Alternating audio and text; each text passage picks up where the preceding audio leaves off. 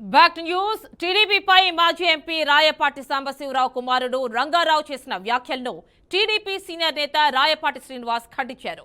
రంగబాబు వ్యాఖ్యలు తనను బాధించాయని అన్నారు. భావోద్వేగానికి లోనయ్యారు.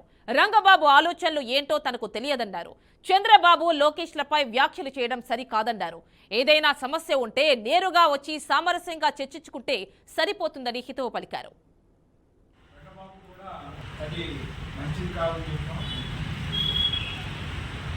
రంగబాబు ఆలోచన ఏంటో స్టాండ్ ఏంటో మరి కొంచెం ఇస్యాండి చేస్తూ వచ్చాడని చెప్పని అది మంచి పద్ధతి కాదు. నాకైతే నా ఫ్యామిలీ కానీ శైలు వాళ్ళ ఫ్యామిలీ కానీ వీళ్ళంతా కూడా చంద్రబాబు నాయుడు లోకేష్